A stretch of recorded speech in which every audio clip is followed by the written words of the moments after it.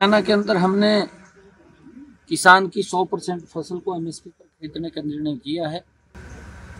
हमने यहाँ तक कि जो हमारा सब्जी का किसान है उसको भावांतर भरपाई देने का काम किया है।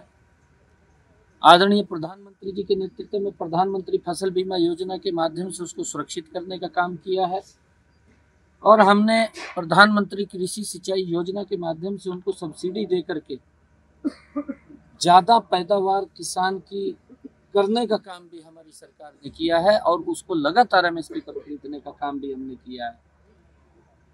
हमारे जो किसान है हमारा अन्नदाता है। हम किसान जो हमारे कांग्रेस के लोग हैं जो इसके ऊपर राजनीति कर रहे हैं, चाहे आम आदमी पार्टी है, वो आश्वस्त करें। पंजाब के किसानों को भी इस बात को लेकर के उन्होंने आश्वस्त करना चाहिए कि आपकी पूरी फसल हम एमएसपी पर खरीदेंगे। वो बोलना चाहिए।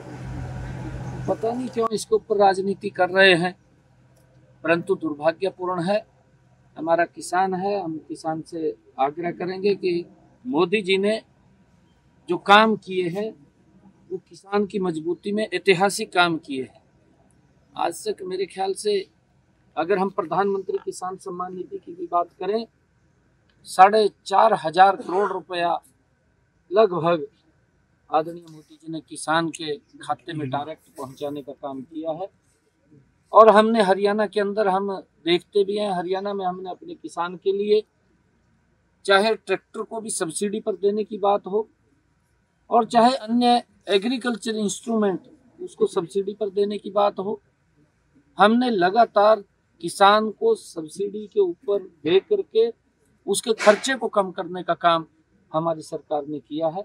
और ये सारे के सारे जो काम हमने हरियाणा के अंदर किए हैं ये पंजाब सरकार ने भी करने चाहिए, ये कांग्रेस की हिमाचल की सरकार उसने भी करने चाहिए, कर्नाटक में कांग्रेस की सरकार उसने भी करने चाहिए, तेलंगाना में कांग्रेस की सरकार उसने भी करने चाहिए, दिल्ली में आम आदमी की सरकार उसने भी करने चाहिए।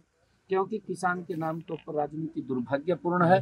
किसान हमारा अन्नदाता है, हम उसका सम्मान करते हैं और किसान मजबूत होगा तो हम सब मजबूत होंगे। अगर किसान की स्थिति खराब हुई है ये इसके लिए कांग्रेस जिम्मेवार है।